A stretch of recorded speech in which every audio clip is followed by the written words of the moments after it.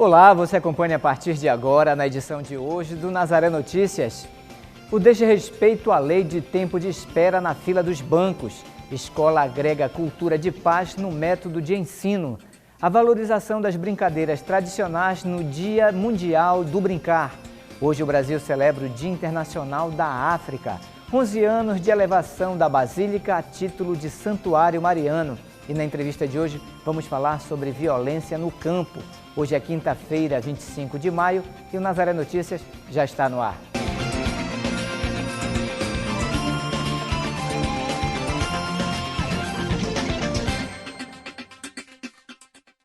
E vamos começar o jornal de hoje falando das filas em bancos. Com a correria do dia a dia, perder tempo implica em não realizar as atividades diárias. Por isso, cada atividade deve ser ajustada para que isso não aconteça. E você sabia que aqui em Belém, esperar mais do que 20 minutos na fila do banco é proibido por lei? Cabe à população denunciar irregularidades. Você já passou por uma situação de espera interminável nas filas bancárias? Sabia que há uma legislação municipal que garante um atendimento mais rápido e eficaz ao cliente? O cumprimento da lei em Belém é fiscalizado na Ação Cliente Cidadão. A Ação Cliente Cidadão ela consistiu em levar a Secretaria de Economia de Belém, que é o órgão fiscalizador, até próximo do cidadão. Então, ela consistia em instalar um posto de serviço da SECOM próximo às agências para facilitar exatamente o recebimento das denúncias. Essa ação ela se perdurou de novembro até o final do ano passado, mas nós demos continuidade na fiscalização normal. Então, hoje, das 110 agências mais ou menos ativas em Belém, nós já fiscalizamos 72 e essa fiscalização gerou 23 advertências e 2 multas até agora. No município de Rondonópolis, no estado do Mato Grosso, o Banco do Brasil foi obrigado a indenizar em R$5.000 um cliente que passou mais de 2 horas na fila de espera da agência. O Tribunal de Justiça do Mato Grosso entendeu a indenização como um reparo por danos morais, de acordo com a Lei das Filas, uma regulamentação que vale para várias cidades e estados do país. Já na capital paraense, a lei municipal prevê que o cliente deve ser atendido em até 20 minutos em dias normais e 30 antes ou após feriados. Essa lei é uma lei municipal que determina, além de exigir que nas agências bancárias tenha banheiro, o assento para deficiente, enfim. Mas o principal, vamos dizer assim, instrumento dessa lei é que ela limita o tempo de atendimento nas agências. Nos dias normais, 20 minutos, e nos dias pós ou antes de feriado, 30 minutos. As agências que apresentarem irregularidades podem ser advertidas e até multadas. No primeiro momento é uma advertência, se foi verificado algum tipo de irregularidade, nesse sentido que eu falei anteriormente. É dada uma advertência e é dado um prazo para o banco se regularizar, de 30 dias. A partir daí, reincidência se houver, multa de 10 mil, 20 mil, 30 mil, 40 mil e, se perdurar a reincidência, suspensão do alvará de funcionamento, ou seja, a agência seria fechada. Mas vale lembrar, o principal fiscal é o cliente. Aí ele tem que fazer contato com a SECOM no 373-3106, que aí a fiscalização imediatamente será acionada e vai até o local para constatar e lavrar, se for o caso, advertência ou multa, dependendo da situação. E vamos falar de economia. O feirão do imposto já começou em Marabá, no sudeste do Pará. A ação é promovida pelo Conselho de Jovens Empresários e concede descontos na compra de pizza, almoço, bebidas, cinema e gasolina. Além de Marabá, a feira é realizada simultaneamente em mais 100 cidades brasileiras. Também são promovidas ações sociais de doação de sangue e cidadania fiscal. O objetivo é informar a população sobre a alta carga tributária que incide em produtos e serviços no país e promover conscientização de que se deve acompanhar a destinação dos tributos recolhidos.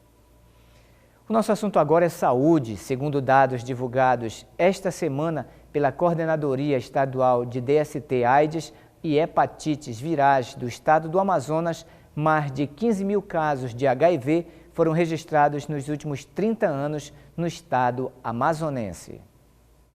Os números colocam o estado do Amazonas e a cidade de Manaus em terceiro lugar no ranking de estados e municípios com os maiores índices de HIV/AIDS no país. De acordo com o levantamento realizado pela Coordenadoria Estadual desse tipo de infecção no estado, desde 1986 até o ano passado, foram 15.149 casos de HIV registrados no Amazonas, sendo pouco mais de 80% deles registrados só em Manaus. E entre os municípios com maior número de pessoas infectadas estão Parintins, com 265 casos, Tabatinga, com 248 e Itacoatiara, com 157.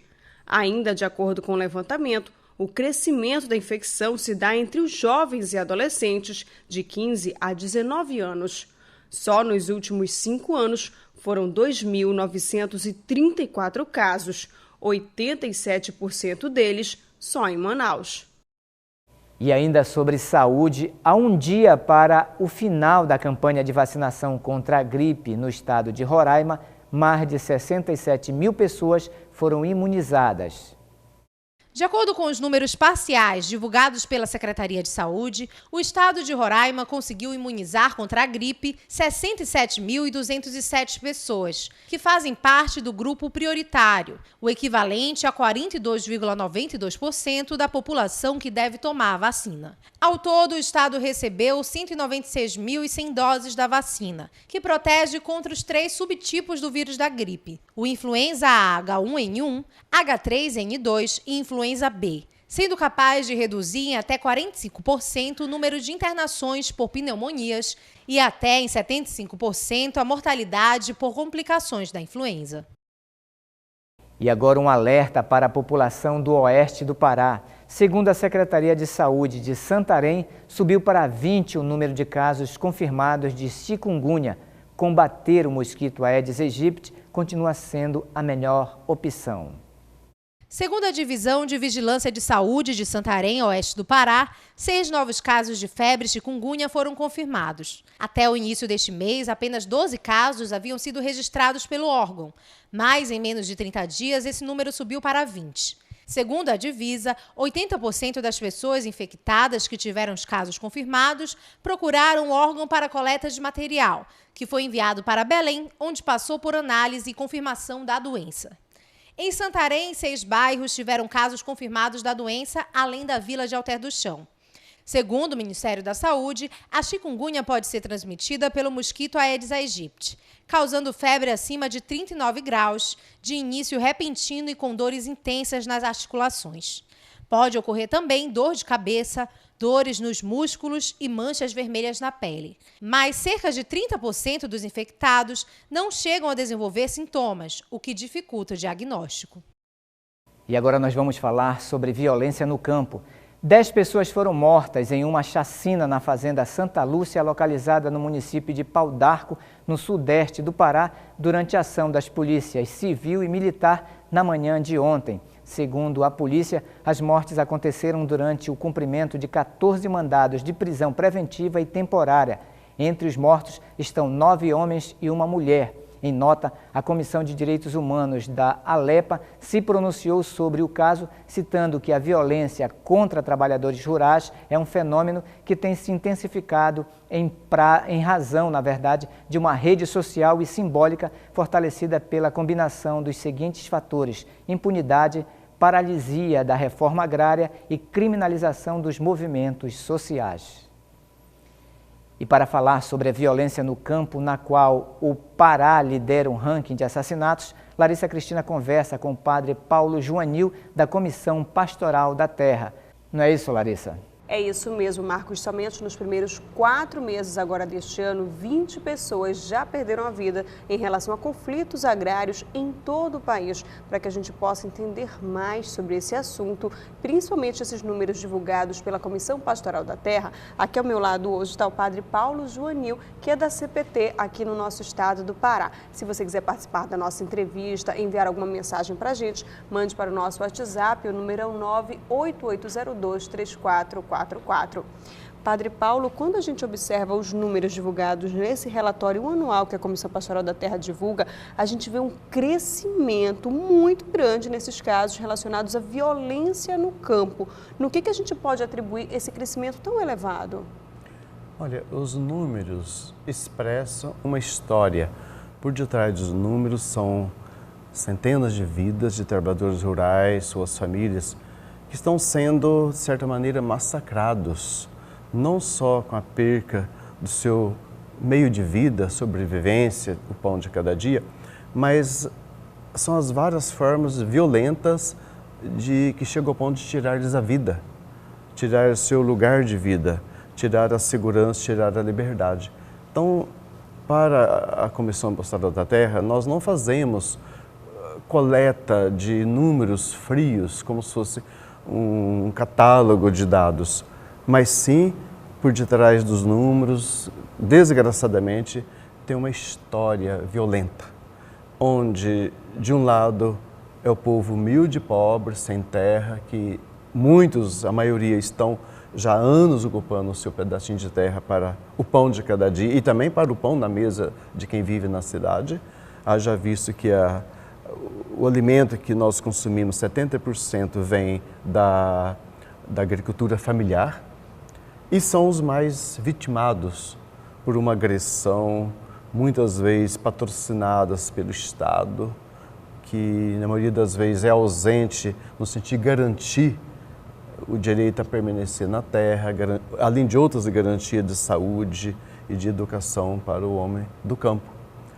Portanto, no relatório de conflitos que a cada ano a CPT coloca a público e foi lançado no último dia 17 de abril na CNBB de Brasília, trazem números que nos deixam assim, muitíssimos preocupados com o crescendo da violência contra os trabalhadores rurais no Brasil.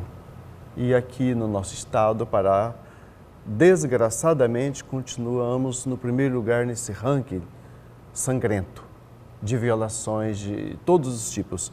Também da prática do crime hediondo, do trabalho escravo. Na introdução desse relatório, que é o último, lançado agora em 2016, logo na introdução nós temos aqui uma afirmação que para a gente entender melhor o contexto gerador, as causas geradoras de o que está acontecendo hoje e sempre tem acontecido. E quem faz essa colocação é o Frei Leonardo Boff, teólogo. Diz o seguinte: nós somos herdeiros de 4 sombras que pesam sobre nós e que originaram e originam a violência no campo. Primeiro, o nosso passado colonial violento. Segundo, o genocídio indígena, que tem sido, nos últimos 10, 15 anos, os piores massacres ocorridos no país. E nesse último mês, aqui na Amazônia, Mato Grosso, nem se fala, e aqui no Maranhão, esses massacres terríveis que acompanhamos, né? Então, esse é a segunda sombra que origina essa violência. O terceiro sombra, segundo Leonardo Boff, é a escravidão, a mais nefasta de todas as sombras. E, em seguida, a lei de terras. O que é a lei de terras, que está no nosso histórico do Brasil? É a exclusão dos pobres e afrodescendentes do acesso à terra. E os entregou o Estado ao arbítrio do grande latifúndio, submetidos a trabalhos sem garantias sociais. E aqui no Pará, a gente tem que colocar também uma quinta sombra, é a impunidade. Então, esses fatores todos são geradores de tanto massacre, tanta violência que ocorre no campo, sobretudo tirando vidas dos pobres indefesos, e essas vidas são tiradas das várias maneiras, dos requintes da crueldade. Por exemplo, na ocasião de despejos, quando há uma liminar de despejo de um assentamento, de um acampamento, não só a polícia militar está ali executando o cumprimento da lei de uma liminar, mas também executa crimes, queima as casas, muitas vezes envenena as criações do povo, envenena a fonte, o poço. Quer dizer, é um massacre para dar uma lição para os camponeses. Vocês não merecem viver nessa terra. Aqui merece viver quem tem o poder do capital. O que é importante a gente esclarecer também, Padre Paulo, é que na maioria das vezes o único apoio que esse agricultor tem é justamente de entidades como a Comissão Pastoral da Terra, como o Conselho Indigenista Missionário, já que existe uma forte ausência do poder público nesse trabalho mais voltado à reforma agrária. É uma realidade, isso é histórico, desde que a CNBB, por meio dos bispos lá do Centro-Oeste, criaram esse organismo pastoral, que é a Comissão Pastoral da Terra, assim como o Conselho Indigenista Missionário, para ser o braço da igreja solidária, compassiva, samaritana aos deserdados dessa terra. Então, a nossa missão é uma missão profética, é a presença da igreja, é o olhar misericordioso da igreja, através dessas comissões, dos organismos pastorais, na defesa da vida. O que está em jogo é a defesa da vida. E a vida do mais vulnerável, do mais sofrido, do mais massacrado nesse solo. Então a missão da CPT, nesses 42 anos que existe no Brasil, e aqui no Pará há 40 anos, é esse olhar do próprio Cristo e dos pastores às ovelhas mais sofridas e sangradas nesse chão. E nós temos claro que essa missão muitas vezes não é compreendida por outros setores da sociedade que têm um único interesse, o lucro, o bolso, o capital, e aí é o latifúndio que predomina. Nós continuaremos com muita paixão essa missão, porque é nosso dever, é dever da fé, é um dever missionário de toda a igreja. E a gente entristece, nós todos sofremos junto do povo ao ver tantas vidas ceifadas por uma violência sem motivo assim humano, mas tem um motivo. O motivo é o saque de um patrimônio do povo, que é a terra, a mãe, nossa Pachamama, como diz os povos indígenas, para dar vez e voz ao grande capital, aos grandes projetos. Hoje tem um nome muito próprio, muito repetido, que é o agronegócio. Então, a igreja, por meio de todos os seus documentos, agora recentemente a CNBB, pela ética cristã, questiona que modelo é esse, que progresso é esse, desenvolvimento é esse, às custas de sangue derramado, às custas da violação de direitos, às custas do suor do povo. Isso não é desenvolvimento, isso é barbárie. E nós sabemos que o único objetivo desse setor é os bolsos. E para nós, o nosso interesse são as vidas. E não há vida sem terra, sem água, sem respeito ao meio ambiente, sem a floresta em pé também. Então é todo um conjunto. E tudo isso está muito bem colocado na encíclica do Papa, louvado seja, Laudato Si. Para nós, esse presente do Papa Francisco nos deu muito ânimo, e as recentes declarações também dos bispos do Brasil. Com certeza, com essa mensagem, Padre Paulinho, eu agradeço a sua presença aqui no Nazaré Notícias. Se você ficou com alguma dúvida, quiser mandar uma pergunta para a gente, envie para o nosso WhatsApp, o número é 98802-3444. A gente responde aqui para você. O Padre Paulo ele vai estar presente com a gente também no Diálogo Aberto, para que a gente possa continuar na próxima semana falando sobre esse tema referente aos conflitos agrários aqui no estado do Pará e em todo o país. Marcos, eu volto com você. Obrigado, Larissa. Obrigado, Padre Paulino. Motoristas, cobradores e fiscais de transporte coletivos decidiram paralisar as atividades em Santarém, no oeste do Pará, a partir de 0 hora desta segunda-feira, do dia 29 de maio. E, de acordo com representantes do Sindicato dos Rodoviários, a principal motivação da greve é a questão salarial. Não houve acordo entre a categoria e o sindicato patronal em relação ao percentual de reajuste salarial e o abono dos trabalhadores do transporte coletivo. Inicialmente, as negociações estavam amarradas ao reajuste da tarifa urbana, que passou de R$ 2,25 para R$ 2,70, desde o dia 17 de maio. As empresas alegavam não terem condições de reajustar os salários antes do aumento da tarifa. Em outra reunião entre a CETRANS e rodoviários de Santarém, o sindicato patronal não aceitou a contraproposta. O CETRANS propôs 8% de reajuste salarial e abono de R$ 115. Os rodoviários querem 10% e abono de R$ 120. E agora vamos falar de educação. Na próxima segunda-feira, dia 29, começam as inscrições para a segunda edição do Sistema de Seleção Unificada, o SISU. Podem se inscrever estudantes que participaram do Enem do Enem do ano passado e que também não tenham tirado 0 na redação. As inscrições devem ser realizadas exclusivamente pela internet. O estudante pode concorrer em até 2 opções de cursos, que devem ser escolhidos na hora da inscrição. As escolhas de curso poderão ser alteradas até o encerramento das inscrições, que será no dia 1º de junho. No primeiro semestre, o SISU ofereceu 238.397 vagas, distribuídas em 131 instituições, entre universidades federais, institutos federais e instituições estaduais. A segunda edição do SISU vai ser realizada em uma única chamada, e o resultado está previsto para ser divulgado no dia 5 de junho. Também nesta data será aberta aos interessados a lista de espera, que ficará disponível até o dia 19 de junho.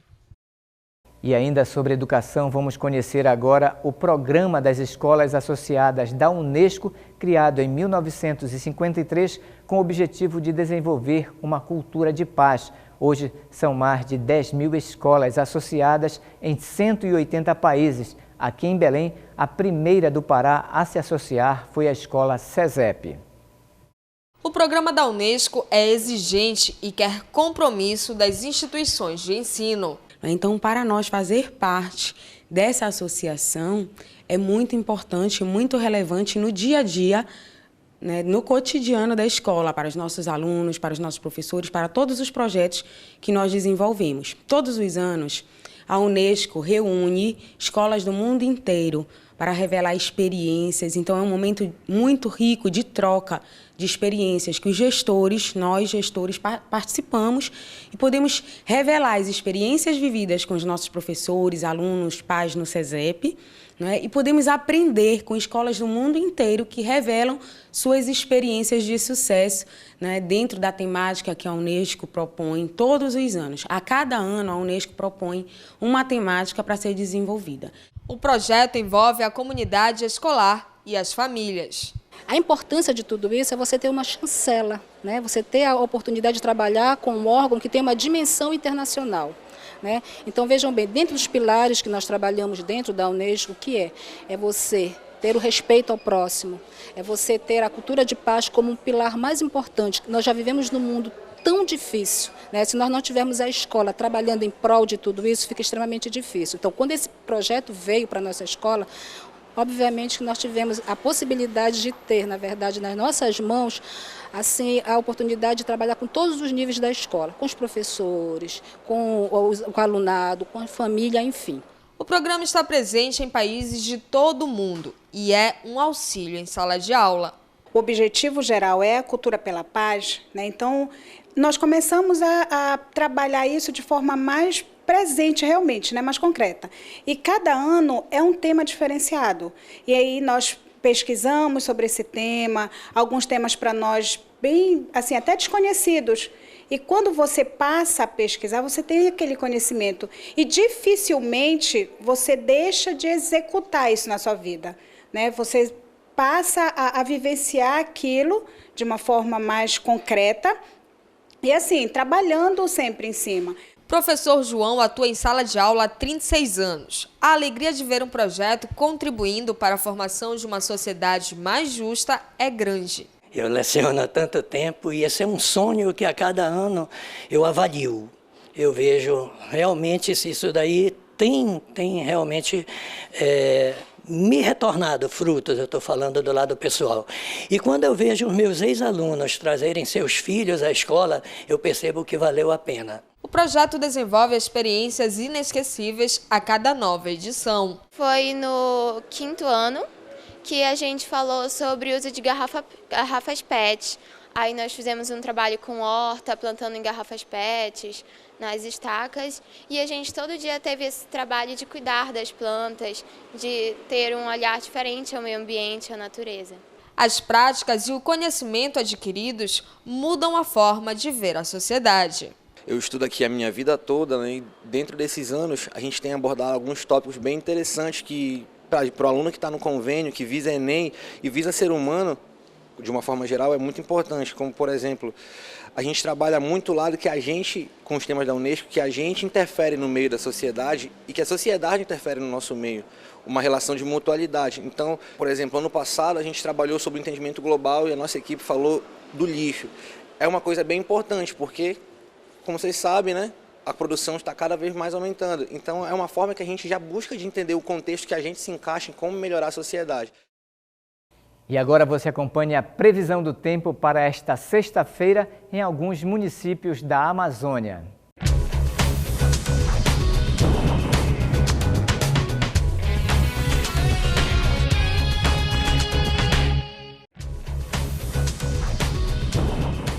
Para o município de Ananindeua, a previsão é que a sexta-feira seja de tempo firme, com sol forte ao longo de todo o dia. A possibilidade de chuva é quase zero. A temperatura mínima inicia em 22 graus e a máxima pode chegar a 31. Outro município que também vai encarar sol forte é Altamira, no sudoeste paraense. Com previsão de dia ensolarado e poucas nuvens, sem possibilidade de chuva, as temperaturas variam entre 23 e 32 graus. Já em Macapá, na capital amapaense, a sexta-feira deve ser de chuva, com tempo encoberto na maior parte do dia e pancadas isoladas de chuva durante a tarde.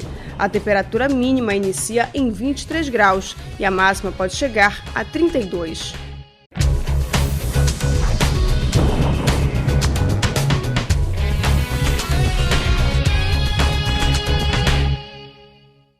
E falando em clima, o Ministério da Integração reconheceu a situação de emergência em 3 municípios paraenses atingidos por desastres naturais.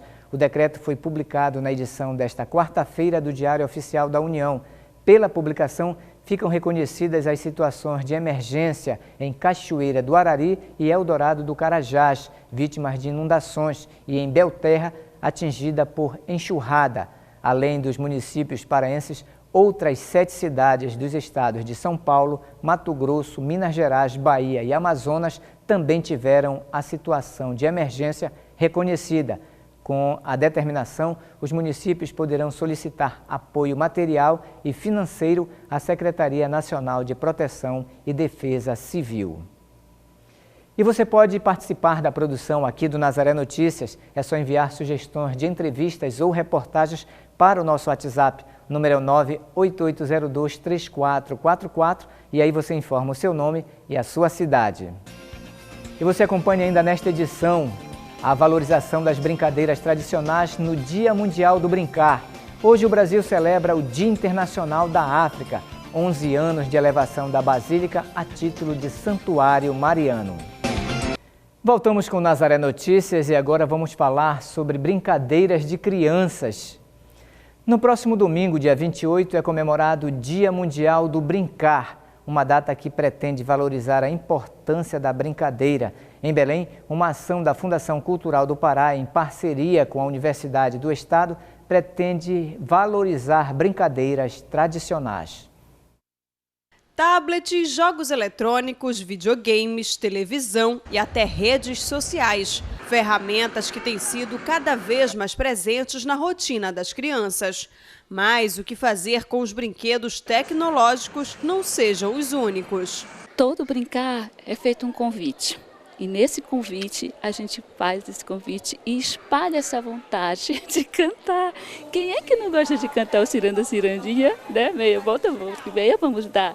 Então, quando a gente começa a dar isso para as crianças ficam felizes, porque estão em rodas, estão conectadas umas com as outras, estão sorrindo umas para as outras, estão abrindo seus corações. Então, é fantástico, as crianças adoram cantar. Boa tarde, não, basta um sorriso. Na vida dessas crianças, as brincadeiras à moda antiga são as preferidas. Elas ainda preservam o hábito de brincar na rua e nos quintais. Pira-pega. Pira-pega, tu gosta de correr então? É. E onde tu brinca de pira-pega? Ah, no meu quintal. Pira-pega. É a tua brincadeira preferida? É, lá em perto de casa. Com quem que tu brinca? Com a minha irmã, com a minha prima. Por que tu gosta? Que a gente pode correr. Uma tradição que vem sendo deixada de lado, mas que pode trazer benefícios inúmeros. A brincadeira de roda ajuda a desenvolver os movimentos corporais, a habilidade motora, a capacidade de socializar com outras crianças e além de trazer muita diversão. Todo benefício, porque quando a gente está brincando com as brincadeiras, principalmente as brincadeiras de roda, né, a gente faz sempre uma união, né, com o coração e cantando, que é o que é mais delicioso. E lembrar que essas brincadeiras tradicionais, elas vêm de gerações e gerações. Então a importância também histórica dessas brincadeiras, que é o valor maior cultural dos povos. É por isso que é importante. E trabalha a questão também da linguagem, do desenvolvimento da linguagem da criança. E quando a gente trabalha juntamente com o adulto, que é o que a gente também chama sempre o adulto, convida sempre o adulto para estar brincando, ele passa a fazer uma memória afetiva de como ele brincava também quando ele era criança. A pedagoga explica que o incentivo à brincadeira deve começar em casa. Os pais venham com convite, sabe? Abram seus corações e digam, meus filhos, vamos brincar? Sentar no chão com seus filhos, brincar de roda, propor. Se a casa tiver quintal, melhor ainda, porque a gente precisa estar em contato com a natureza, trabalhando sempre perto dela, deixando a criança pisar na terra, subir numa árvore. Então é muito importante isso. Convida seus filhos, eu tenho certeza que vocês fazem isso. Rocinha pegou 3 cachorros de uma vez. Rocinha pegou 3 cachorros de uma vez. Bovinos, bubalinos e equinos utilizados em tração animal são vacinados contra a febre aftosa gratuitamente hoje no Parque de Exposições Alacide Nunes, em Santarém, no oeste do Pará. A ação é o resultado de uma parceria entre o Sindicato Rural de Santarém, Agência de Defesa Agropecuária do Pará, UNAMA e a Associação de Condutores de Carroça de Santarém. Poucos condutores atendem ao chamado para a vacinação dos animais. Várias instituições públicas realizam um mutirão de atendimentos aos cidadãos do Marajó. Participam das ações a Justiça Federal, Tribunal de Justiça do Estado do Pará, Ministério Público Federal, Marinha, INSS e Advocacia Geral da União. Mayra Leal tem mais informações. Marcos, a iniciativa começou no município de Soure, mas até o próximo dia 3 de junho ela deve passar também pelos municípios de Breves, Muaná, Curralinho, Portel e Afuá. A proposta é que todas as cidades da região do Marajó recebam a caravana, que leva atendimentos médicos, odontológicos, jurídicos e previdenciários. A programação será sempre pela parte da manhã na paróquia de cada cidade. Mayra Leal para o Nazaré Notícias. O dia 25 de maio é considerado o Dia Mundial da África porque foi neste dia, em 1963, que se criou a Organização de Unidade Africana na Etiópia com o objetivo de defender e emancipar o continente africano. Em 1972, a Organização das Nações Unidas estabeleceu o dia 25 como o Dia da África ou Dia da Libertação da África. Este dia recorda a luta pela independência do continente africano contra a colonização europeia e contra o regime do apartheid. Simboliza também o desejo de um continente mais unido, organizado, desenvolvido e livre. A data é celebrada em vários países da África e pelos africanos espalhados pelo mundo. Aqui em Belém, por exemplo, a Universidade Federal do Pará tem cerca de 80 estudantes africanos. A Cátedra Brasil-África de Cooperação Internacional da UFPA está ligada à Casa Brasil-África. Bom, a casa tem como objetivo acolher e receber os estudantes africanos, afro-brasileiros e os estudantes que têm interesse em conhecer, em compreender melhor sobre as questões relacionadas à África e às africanidades no Brasil. E, ao mesmo tempo, tem como objetivos também contribuir para que se elimine todas as formas de racismo e discriminação dentro e fora do campus da universidade, através, entre outras coisas, da promoção de atividades, de programas, de eventos que tragam a realidade da África e das populações afrodescendentes brasileiras para que elas sejam conhecidas aqui na universidade. Ainda há uma distorção muito grande em relação ao que se pensa sobre o continente africano.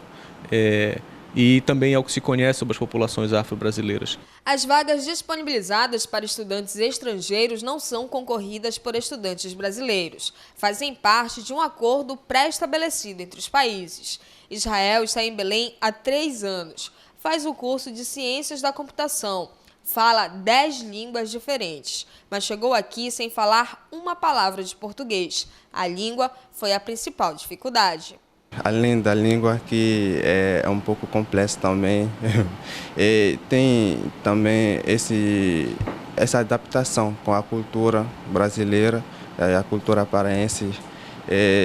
As comidas também não foi tão fácil para a gente se acostumar, apesar de não ter muita diferença aqui, mas faz parte. O calor também, porque o clima também faz parte.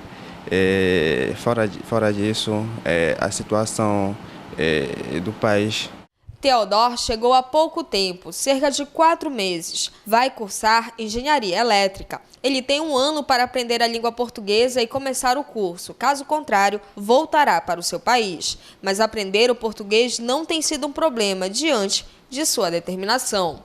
Eu ouço música, assisti filme brasileiro e estudar também. Porque a língua é muito complexa e não é fácil. Placídia veio a Belém para realizar um sonho antigo. Mas se eu escolhi a medicina é porque é meu sonho. Depois de concluir os cursos, todos voltarão ao seu país de origem. Sim, eu pretendo voltar porque é isso mesmo o objetivo do programa. Terminar e voltar para trabalhar no país mesmo. Voltar para casa tem sido um objetivo cada vez mais próximo para Israel. A saudade está apertando. Com certeza, já estou com muita saudade da minha família e estou pretendendo voltar mesmo. Maio é considerado pela Igreja o mês mariano e para celebrar este período, hoje à noite acontece um recital mariano na Catedral de Belém. A apresentação faz parte da Semana Mariana que acontece na igreja.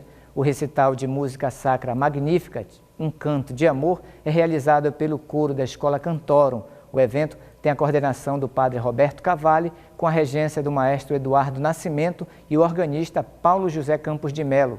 O evento acontece logo mais às 7h30 da noite, com entrada franca. Belém recebe entre os dias 27 de maio e 4 de junho a 21ª Feira Panamazônica do Livro. O evento será realizado no hangar Centro de Convenções e Feiras da Amazônia. A feira colocará à disposição do leitor 95 mil títulos em 219 estandes. Cerca de 500 editoras estarão envolvidas na feira, direta ou indiretamente.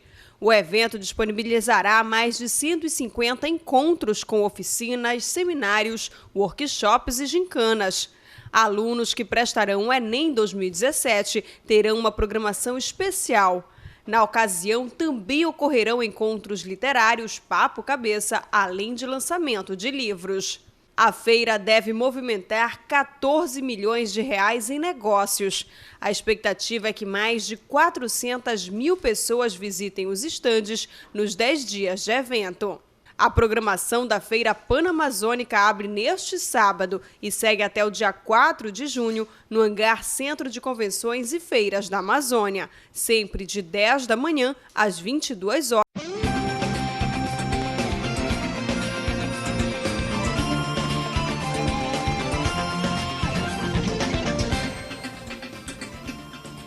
Olá, você acompanha a partir de agora na edição de hoje do Nazaré Notícias. O desrespeito à lei de tempo de espera na fila dos bancos. Escola agrega cultura de paz no método de ensino. A valorização das brincadeiras tradicionais no Dia Mundial do Brincar. Hoje o Brasil celebra o Dia Internacional da África. 11 anos de elevação da Basílica a título de Santuário Mariano. E na entrevista de hoje vamos falar sobre violência no campo. Hoje é quinta-feira, 25 de maio, e o Nazaré Notícias já está no ar.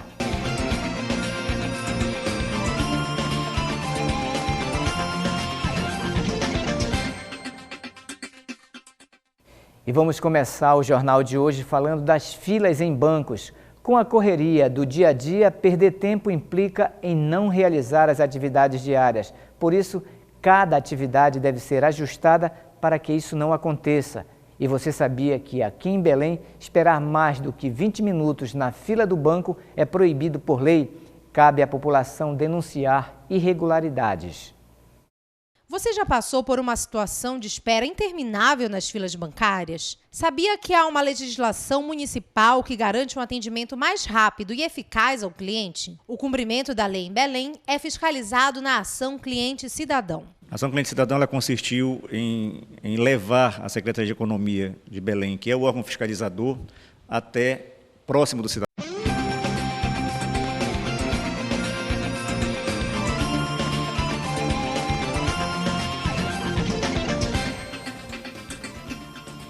Olá, você acompanha a partir de agora, na edição de hoje do Nazaré Notícias.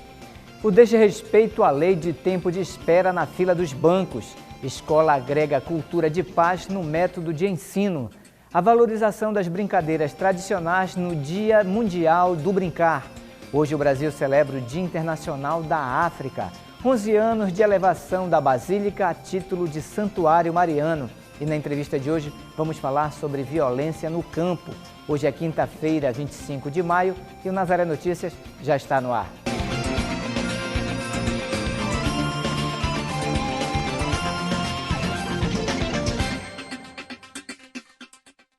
E vamos começar o jornal de hoje falando das filas em bancos. Com a correria do dia a dia, perder tempo implica em não realizar as atividades diárias. Por isso, cada atividade deve ser ajustada para que isso não aconteça. E você sabia que aqui em Belém, esperar mais do que 20 minutos na fila do banco é proibido por lei? Cabe à população denunciar irregularidades. Você já passou por uma situação de espera interminável nas filas bancárias? Sabia que há uma legislação municipal que garante um atendimento mais rápido e eficaz ao cliente? O cumprimento da lei em Belém é fiscalizado na Ação Cliente Cidadão. A Ação Cliente Cidadão ela consistiu em levar a Secretaria de Economia de Belém, que é o órgão fiscalizador, até próximo do cidadão. Então, ela consistia em instalar um posto de serviço da SECOM próximo às agências para facilitar exatamente o recebimento das denúncias. Essa ação ela se perdurou de novembro até o final do ano passado, mas nós demos continuidade na fiscalização normal. Então, hoje, das 110 agências mais ou menos ativas em Belém, nós já fiscalizamos 72 e essa fiscalização gerou 23 advertências e 2 multas até agora. No município de Rondonópolis, no estado do Mato Grosso, o Banco do Brasil foi obrigado a indenizar em R$5 mil um cliente que passou mais de 2 horas na fila de espera da agência. O Tribunal de Justiça do Mato Grosso entendeu a indenização como um reparo por danos morais, de acordo com a Lei das Filas, uma regulamentação que vale para várias cidades e estados do país. Já na capital paraense, a lei municipal prevê que o cliente deve ser atendido em até 20 minutos em dias normais e 30 antes ou após feriados. Essa lei é uma lei municipal que determina, além de exigir que nas agências bancárias tenha banheiro, o assento para deficiente, enfim. Mas o principal, vamos dizer assim, instrumento dessa lei é que ela limita o tempo de atendimento nas agências. Nos dias normais, 20 minutos, e nos dias pós ou antes de feriado, 30 minutos. As agências que apresentarem irregularidades podem ser advertidas e até multadas. No primeiro momento é uma advertência, se foi verificado algum tipo de irregularidade, nesse sentido que eu falei anteriormente. É dada uma advertência e é dado um prazo para o banco se regularizar, de 30 dias. A partir daí, reincidência se houver, multa de 10 mil, 20 mil, 30 mil, 40 mil e, se perdurar a reincidência, suspensão do alvará de funcionamento, ou seja, a agência seria fechada. Mas vale lembrar, o principal fiscal é o cliente. Aí ele tem que fazer contato com a SECOM no 373-3106, que aí a fiscalização imediatamente será acionada e vai até o local para constatar e lavrar, se for o caso, advertência ou multa, dependendo da situação. E vamos falar de economia. O feirão do imposto já começou em Marabá, no sudeste do Pará.